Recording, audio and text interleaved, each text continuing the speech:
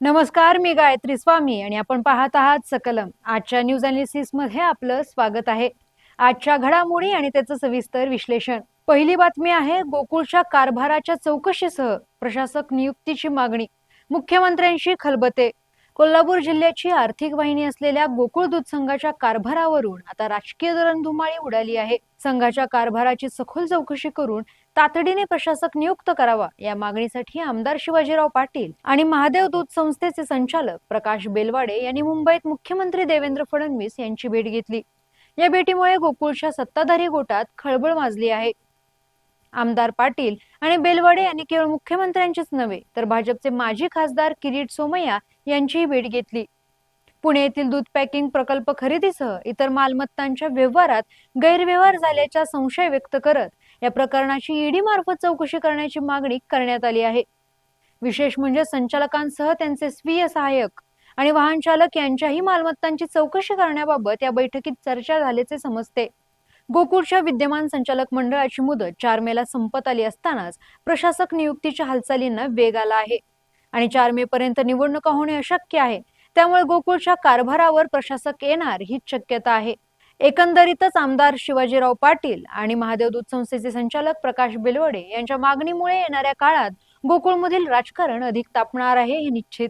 पुढील बातमी आहे ठाकरे गटात संघटनात्मक पातळीवर मोठे बदल. आदित्य ठाकरे शिवसेनेचे कार्याध्यक्ष होणार, अफवा की आगामी रणनीती. महाराष्ट्र राजकारणात सध्या एक संभाव्य मोठ्या बदलाची चर्चा रंगली आहे.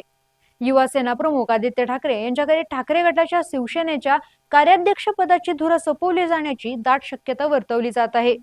2003 मध्ये ज्याप्रमाणे उद्धव ठाकरे यांच्याकडे कार्याध्यक्ष पद दिले होते त्याच धर्तीवर 19 जून रोजी पक्षाच्या वर्धापन दिनी आदित्य यांच्या नावावर शिक्कामोर्तब होऊ शकते असे सूत्रांकडून समजते. खासदार संजय राऊत यांनी या चर्चेचे स्वागत करताना म्हटले की पुढचे राजकारण तरुणांच्या हातात जायला हवे. मुंबई महापालिका निवडणुकीत आदित्य यांच्या टीमने उत्तम काम केले आहे. या बातमीवर शिंदे गटाचे आमदार संजय शिरसाट यांनी टीकासत्र सोडले. आदित्य ठाकरेंचे नाव समोर येणे म्हणजे उद्धव ठाकरेंना निवृत्त होण्याचे संकेत दिले आहेत असा टोला त्यांनी लगावला. दरम्यान खुद आदित्य ठाकरे यांनी एक्स म्हणजे ट्विटरवर पोस्ट करत या बातम्यांचे खंडन केले आहे. पक्षात अशी कोणतीही चर्चा सुरू नाही, या बातम्यांमध्ये तथ्य नाही असं त्यांनी स्पष्ट केले. पुढील बातमी आहे नितीश कुमारांच्या 2 दशकाच्या सत्तेला पूर्णविराम.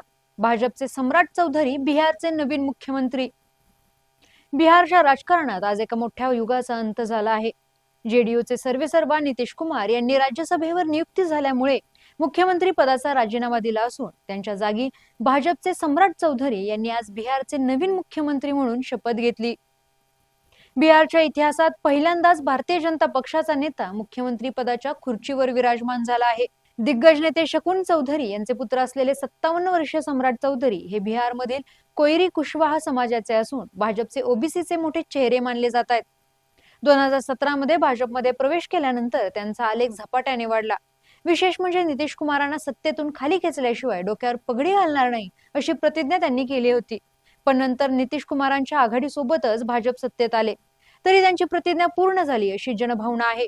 यापूर्वी त्यांनी राज्याचे गृहमंत्री आणि उपमुख्यमंत्री म्हणून जबाबदारी सांभाळली असून 2023 मध्ये ते बिहार भाजपचे प्रदेशाध्यक्ष होते. बिहारमध्ये गेल्या 2 दशकापासून नितीश कुमारांच्या अवतीभोवती फिरणारे राजकारण आता थेट भाजपच्या हाती जाण्याची शक्यता दाटली आहे. नितीश कुमारांचे राज्यसभेत जाणे आणि भाजपने आपला मुख्यमंत्री करणे ही आगामी 2029च्या निवडणुकांसाठीची मोठी रणनीती मानली जात आहे. मात्र जेडीयूचे समर्थक या बदलाला कसे स्वीकारतात यावर नवीन सरकारचे भविष्य अवलंबून असेल. पुढील बातमी आहे 4 राज्यातील व एका केंद्रशासित प्रदेशाच्या निवडणुका झाल्यानंतर इंधन दरवाढ होण्याची शक्यता. सर्वसामान्यांच्या खिशाला भुर्दंड. आखातातील युद्धजन्य परिस्थिती आणि कच्च्या तेलाच्या वाढत्या किमतींमुळे भारतीय बाजारपेठेत इंधन दरवाढीचा मोठा स्फोट होण्याची शक्यता आहे. विदेशी ब्रोकरेज फर्म मॅक्रायरीच्या अहवालानुसार तेल कंपन्यांना सध्या पेट्रोलवर प्रति लिटर 18 रुपये आणि डिझेलवर 35 रुपयांचे नुकसान सोसावे लागत आहे. 4 राज्यातील आणि एका केंद्रशासित प्रदेशाच्या निवडणुका संपताच ही दरवाढ ग्राहकांच्या माथी मारली जाण्याची चिन्हे आहेत. गेल्या 46 दिवसात कच्चे तेल $73 वरून थेट $100 प्रति बॅरलवर पोहोचले आहे. मध्य पूर्वेतील तणावाचा हा थेट परिणाम आहे. उत्पादन शुल्कात कपात करूनही तेल कंपन्यांना दररोज सुमारे 1600 कोटी रुपयांचा फटका बसत आहे.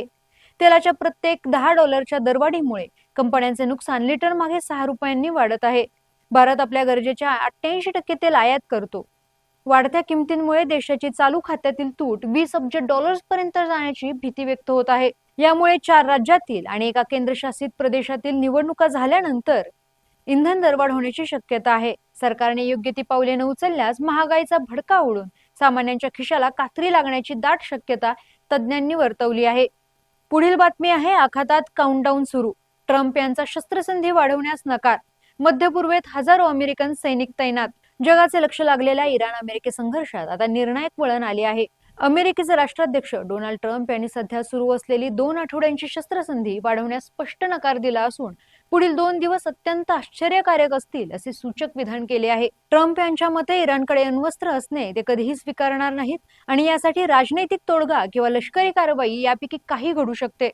अमेरिकेने इराणच्या सर्व बंदरांची सागरी नाकेबंदी पूर्ण केल्याचे जाहीर केले आहे. तसेच इराणवर दबाव वाढवण्यासाठी हजारो अतिरिक्त अमेरिकन सैनिक मध्य पूर्वेत धाडले जात आहेत.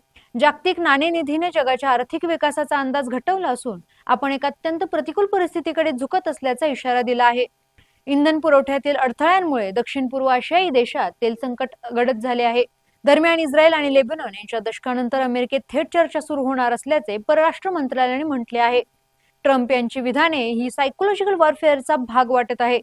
एकीकडे लष्करी नाकेबंदी आणि अतिरिक्त सैन्य तैनात करून इराणची कोंडी करायची आणि दुसरीकडे करार करणे उत्तम असे म्हणत इराणला चर्चेच्या टेबलावर झुकवायचे ही ट्रम्प यांची रणनीती आहे. मात्र IMF आणि IEA यांनी व्यक्त केलेली चिंता पाहता हे युद्ध लांबल्यास जागतिक अर्थव्यवस्था कोलमडण्याची भीती नाकारता येत नाही. धन्यवाद आणि पाहत रहा सकलम.